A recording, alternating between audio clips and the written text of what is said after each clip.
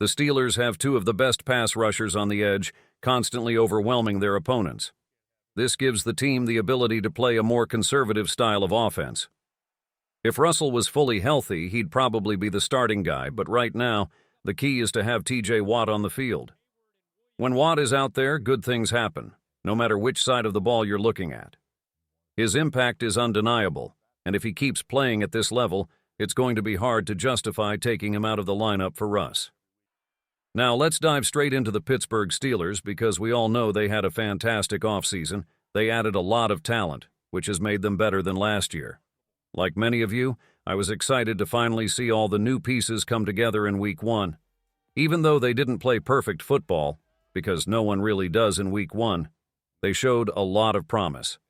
The offense didn't score a touchdown, but they still looked like they could be dangerous once a few injured players return. And the defense? Wow, they were unbelievable, shutting down the Falcons, a team many expected to have one of the best offenses this season. If this offense can get going and the defense stays as strong as it is, this team isn't just going to have a winning record, they're going to be one of the top contenders. I genuinely believe they could make a deep playoff run if they keep improving. But before we jump into why I think that, if you're enjoying this Steelers content, make sure to subscribe so you don't miss any updates throughout the season. Now back to the Steelers. They beat the Falcons 18-10 in their opening game, and I want to start by focusing on the offense. One thing I really liked was their commitment to the run game. The Steelers are going to rely heavily on their running backs this season, and they've got two great ones, Najee Harris and Jaylen Warren. We didn't see too much of Warren in this game, but we know what he can do when given more carries. Najee Harris got 20 carries, and while the run game wasn't super efficient, it still worked, especially when paired with Justin Fields' 50 rushing yards. The Steelers rushed for over 130 yards, which is a recipe for success. Why? Because running the ball helps control the clock, wear down defenses, and keep the other team's offense off the field. Time of possession is key for the Steelers this year. The longer their offense stays on the field, the better their chances of winning. We saw that work against the Falcons, and I expect more of the same moving forward. Najee Harris played well, though he could have been more efficient. Justin Fields, on the other hand, added a different element with his legs. It's still uncertain who the starter will be going forward, whether it's Fields or Russell Wilson, but either way, I think the offense will continue to improve and we'll start seeing more touchdowns.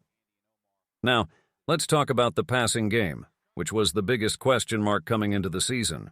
No one doubted the run game, but many were worried about whether the Steelers could throw the ball effectively. While Justin Fields only threw for 150 yards, he was efficient. And we got to see George Pickens shine. If you know football, you know Pickens is already one of the best wide receivers in the league.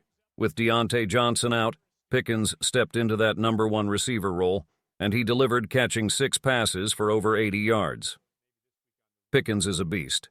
He's constantly open, can catch almost anything thrown his way, and is dangerous after the catch. He's big, athletic, and the perfect guy to be the Steelers' top target, no matter who's at quarterback. And with Pat Freiermuth at tight end, the Steelers have two reliable weapons in the passing game. Beyond Pickens and Freiermuth, we didn't see a lot of other receivers involved in this game. The Steelers only passed for 156 yards total.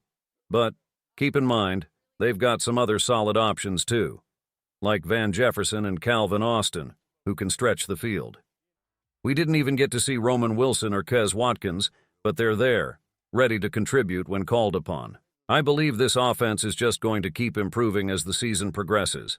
What we saw in Week 1 is just the beginning. As the team continues to gel, they'll become even scarier. Not only will they be one of the best rushing teams in football, but they'll also use play action and the passing game to keep defenses guessing. If they can manage to be decent in the air, paired with a strong run game, they'll easily put up 20 to 25 points per game. And with the defense playing as well as it is, that's more than enough to win most games. Speaking of the defense, wow. If you watched the game, you probably noticed how they completely dominated the Falcons from start to finish. No matter what the Falcons tried, it was shut down. This is exactly what I expected from the Steelers' defense. Last season, they had their struggles, mostly due to injuries and missing pieces. But this year, it looks like they've filled all the gaps, from the defensive line to the safeties. When you have talent at every position and Mike Tomlin coaching, you're bound to have a top-tier defense. Mike Tomlin has been coaching for a long time, but he remains one of the best defensive minds in the league. His creative blitzes and defensive schemes keep opposing quarterbacks on their toes. And when you combine that with the raw talent on the defensive line, it's a recipe for success. Of course, it all starts with T.J. Watt. Watt is consistently overlooked for Defensive Player of the Year, and I honestly don't understand why. He plays at an elite level every week when he's healthy, and he was one of the main reasons the Steelers won their opener. It's wild that he only recorded 1 sack because it felt like he was in the backfield on every single play. Not just against the pass, but he also shut down the run. Just to highlight how dominant he was, Pro Football Focus gave him a 95.3 grade for Week 1, the highest for any defensive end. Watt is the real deal. And it's not just Watt. Alex Highsmith is another guy who, although he didn't get a sack, put a ton of pressure on the quarterback. He's someone we expect to perform at that level every week. Then there's Cam Hayward, who also didn't get a sack but was a force, especially against the run. He clogged up running lanes and pressured the quarterback from the middle, which is always tough for offenses to deal with. His impact was a big reason why the Falcons' star running back Bijan Robinson was held to just 3.8 yards per carry. The Falcons came into this game planning to run the ball, thinking that if they could establish the ground game, everything else would fall into place.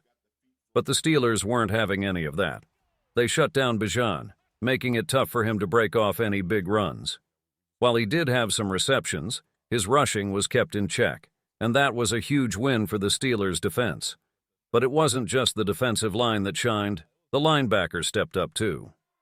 Patrick Queen, who was picked up in free agency, played as expected. Great. Rookie Peyton Wilson also made some promising plays, which is a good sign for the future. Allandon Roberts, who played well for the Steelers last year, also contributed. And the crazy thing is they're going to get even better when Cole Holcomb returns from injury. This linebacker group is already performing well, and adding Holcomb will make them even stronger. Overall, the front seven was fantastic, and I fully expect them to be one of the best in the league as the season goes on.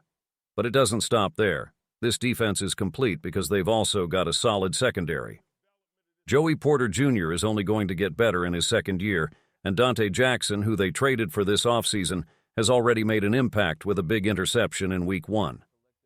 In addition to these guys, rookie Beanie Bishop Jr. shows a lot of potential, and Corey Trice is another player who will likely get more opportunities as the season progresses. With a deep cornerback room, it's going to be tough for offenses to throw against the Steelers, especially with the pass rush they have.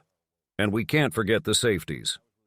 Adding Deshaun Elliott this offseason was a brilliant move.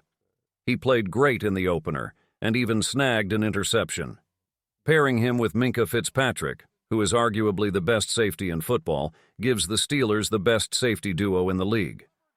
With all the talent this defense has, Mike Tomlin is going to be able to pull off some incredible things, and this defense is going to be a nightmare for opposing teams.